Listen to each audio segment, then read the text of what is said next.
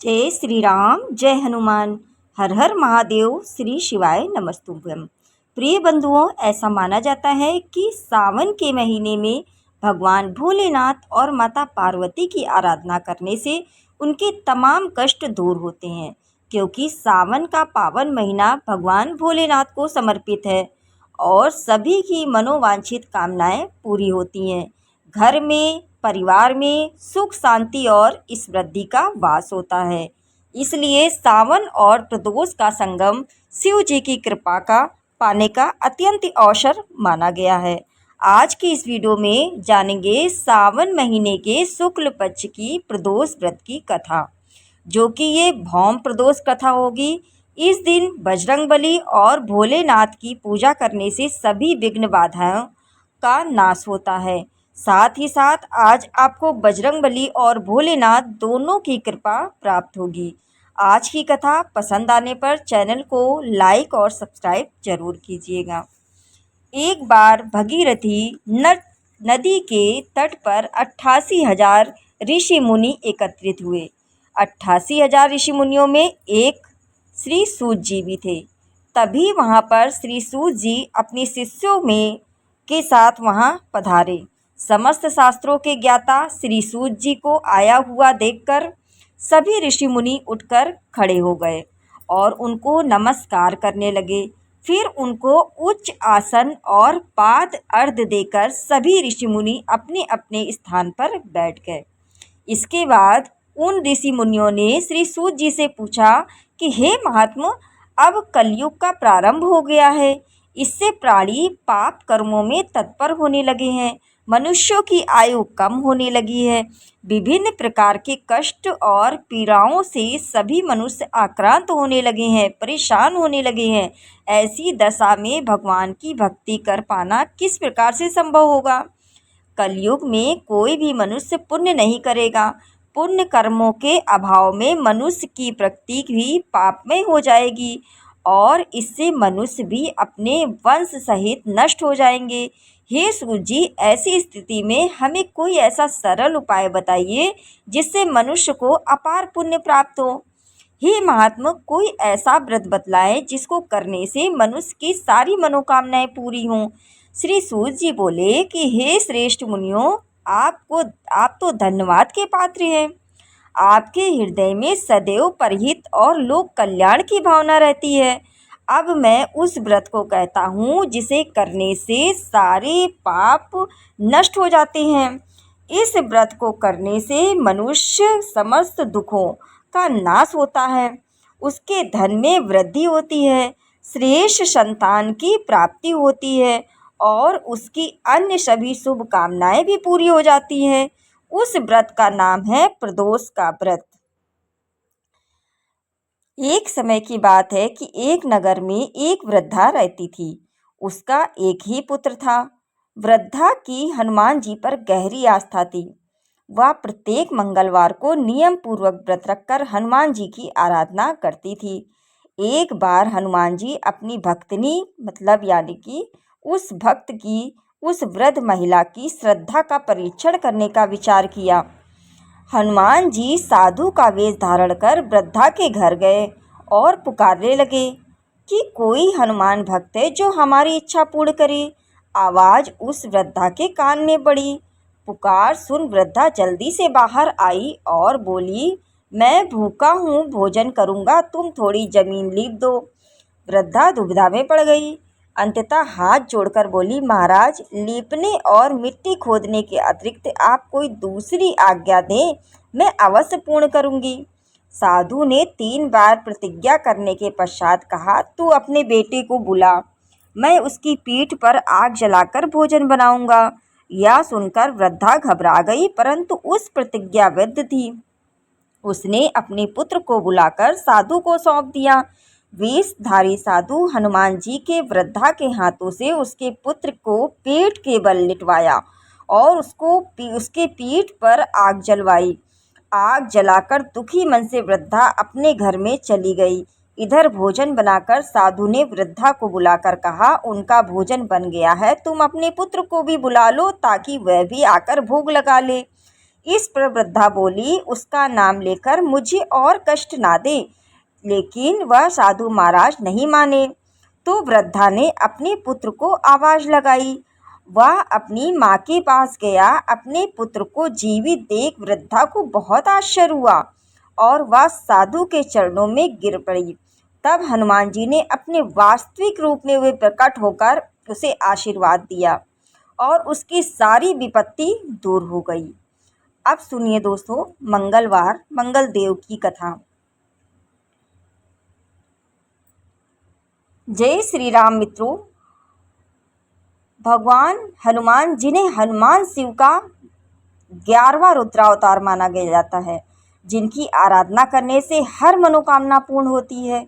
सुख, समृद्धि, यश, संतान सुख और समस्त संकटों से मुक्ति पाने के लिए मंगलवार का व्रत विशेष रूप से शुभ माना जाता है। चलिए अब सुनते हैं मंगलवार व्रत की कथा। प्राचीन काल में एक नगर में एक धर्मपरायण ब्राह्मण और उसकी पत्नी निवास करते थे। वे दोनों ही बड़े श्रद्धालु थे और ईश्वर की भक्ति में लीन रहते थे। लेकिन उनकी एक ही पीड़ा थी, उन्हें कोई संतान प्राप्त नहीं थी। दोनों इस दुख से अत्यंत व्यथित रहते थे और हर प्रकार के उपाय करके थक चुके थे।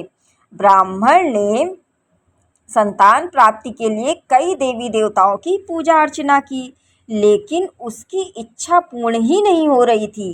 एक दिन किसी साधु महात्मा ने उसे सुझाव दिया, बताया कि यदि वह सच्चे मन से हनुमान जी की उपासना करे और उनकी कृपा प्राप्त करने के लिए मंगलवार का व्रत रखे तो अवश्य उनकी मनोकामनाएं पूर्ण होंगी। यह सुनकर ब्राह्मण ने नियम पूर्वक मंगलवार का व्रत रखना शुरू कर दिया और हर मंगलवार को वह वन में जाकर हनुमान जी की पूजा करता और पूरे श्रद्धा भाव से उसने एक पुत्र की प्राप्ति की प्रार्थना करता। उसकी पत्नी भी पूरे श्रद्धा से मंगलवार का व्रत रखने लगी और दिन भर उपवास रहकर संध्या के समय हनुमान जी को भोग लगाकर ही भोजन करती थी। एक दिन दुर्भाग्यवश ब्रह्माणी मंगलवार के दिन भोजन तैयार नहीं कर पाई, जिससे वह हनुमान जी को भोग नहीं लगा सकी। तो उसने संकल्प लिया कि जब तक अगले मंगलवार को भोग नहीं लग जाएगा तब तक वह कुछ भी ग्रहण नहीं करेगी। यह प्रण लेने के बाद वह लगातार 6 दिन तक भूखी प्यासी रही। 7वें दिन यानी कि अगले मंगलवार को वह अत्यधिक दुर्बल होकर बेहोश हो गई। तब हनुमान जी ने उसकी इस कठिन परीक्षा और अपार श्रद्धा को देखा और अत्यंत प्रसन्न होकर उसे दर्शन दिए। भक्त वत्सल बजरंगबली ने उसे आशीर्वाद दिया और कहा, हे माता, मैं तुम्हारी भक्ति से अत्यंत प्रसन्न हूँ। तुम्हारी इच्छा पूर्ण होगी। तुम्हें एक तेजस्वी पुत्र प्राप्त होगा जो तुम्हारी खूब सेवा करेगा और तुम्हारे कुल की कीर्ति बढ़ाएगा। कुछ समय बाद ब्रह्माणी ने एक सुंदर और तेजस्वी पुत्र को जन्म दिया।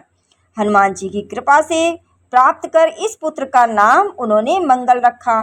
यह मंगल अत्यंत तेजस्वी, बलशाली और भक्तिभाव से पूर्ण था। उसकी किलकारियों से घर में खुशी का माहौल वातावरण छा गया। जब वह ब्राह्मण घर पर लौटा तो उसने अपने घर में एक छोटे बालक को देखा तो वह बड़ा आश्चर्यचकित रह गया। उसने अपनी पत्नी से पूछा, यह बालक कौन है? ब्राह्मणी ने हर्षित होकर उत्तर दिया, प्रभु, यह हनुमान जी की कृपा से मुझे मिला है।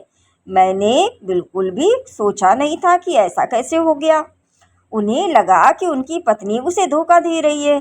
एक दिन अवसर पाकर उसने बालक के बारे में पूछा तो ब्राह्मण ने कोई उत्तर नहीं दिया। तभी अचानक पीछे से मंगल की हंसी सुनाई दी। ब्राह्मण ने जब पीछे मुड़कर देखा तो वह स्तब्ध रह गया।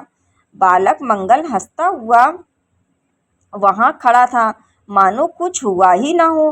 ब्राह्मण यह देखकर भयभीत रह गया और समझ नहीं पाया कि यह कैसे संभव हुआ। उसी रात्रि जब वह गहरी नींद में था तो हनुमान जी ने उसे स्वप्न में दर्शन दिए। उन्होंने कहा, हे ब्राह्मण, यह पुत्र मैंने तुम्हें प्रदान किया है। यह तुम्हारे कुल को आगे बढ़ाएगा और तुम्हारी सेवा करेगा। अब तुम अपनी शंका त्याग दो और इस बालक को अपनाकर प्रेम पूर्वक पालो। यह स्वप्न देखकर ब्राह्मण को अपनी भूल का आभास हो गया और वह तुरंत हनुमान जी के चरणों में गिरकर क्षमा मांगने लगा।